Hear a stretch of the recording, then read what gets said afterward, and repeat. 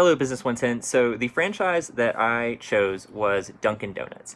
The way I went about choosing this was I tried to go about it the same way I would if I was actually looking into starting a franchise. So what I looked up was the most profitable franchises, and Dunkin' Donuts was on virtually every list that I found. So I thought that was a good sign. Also, the more I thought about it, I think that Dunkin' Donuts offers a same quality product at a cheaper price than a lot of their competitors. For example, Starbucks. And I think that a lot of the daily coffee drinkers in the world will pick Dunkin' over Starbucks just because of the amount of money that they will save. If you think about $3 savings because you pick Dunkin' over Starbucks over a year, 5 years, 10 years, the amount of money that you would save it's a lot of money. So the initial fees is about $90,000, which, looking into some of the other companies, is kind of middle of the road. It's not on the low end or the high end. The minimum investment, however, is $228,000 on the very low end. It can sometimes go up to over a million. One thing that I did think was very, very interesting that I found out was the parent company, Dunkin' Brands Incorporated, has a lot of lending opportunities available to help you with that minimum investment if you possibly don't have the capital to meet that requirement. And I think that that's really cool. It seems like they're trying to encourage entrepreneurs to invest in that franchise, and it seems like they want to do anything they can to help you get that store running.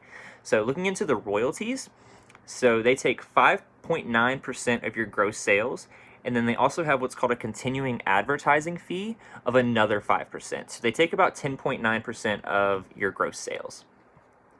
So training provided. This is one of the things that really I liked about the whole Dunkin' Donuts franchise is they have a Dunkin' Brands University in Braintree, Massachusetts. Massachusetts is the state where the company was founded. And they have a pretty extensive training program if it's your first Dunkin' franchise that you're opening. So you have to complete a minimum, all these numbers are minimum, complete a minimum of 15 days in class work at that university, along with a minimum of 65 hours of online training and restaurant practice. And I think that that's really good, especially for someone like me who would be a first-time franchise owner. I think that they really try to make sure you're prepared and know what you need to know going into this business venture. So do I get to pick the location? No. Dunkin' Brands Incorporated picks the location, and the more I thought about that, I really like that aspect. So when picking a location, you have to look into things like the area's demographics, the average income, foot traffic around your area, and other competitors' locations in relation to you.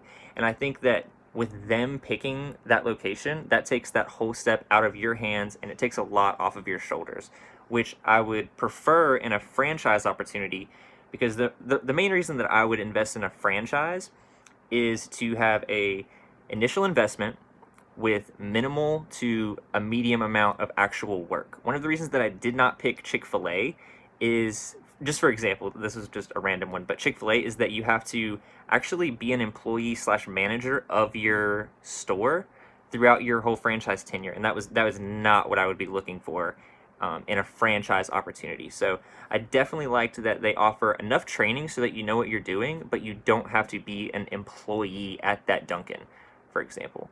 And then just back to the location thing, I think it's great that they take that step out of your hands. For example, if I was opening a sole proprietorship of my own business, I would have to look into all of those demographics, income, everything that I listed.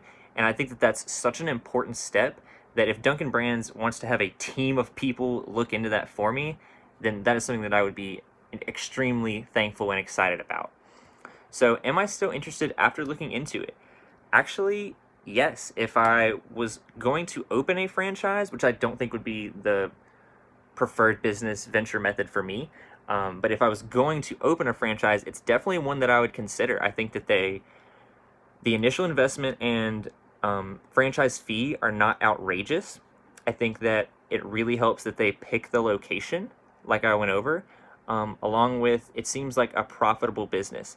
One concern that I had was that the profit margins might dip in the summer months just because they sell mainly hot drinks, but I found out that they actually do have a large variety of iced coffee and cold drink options that keeps the profit margins pretty steady throughout the summer months.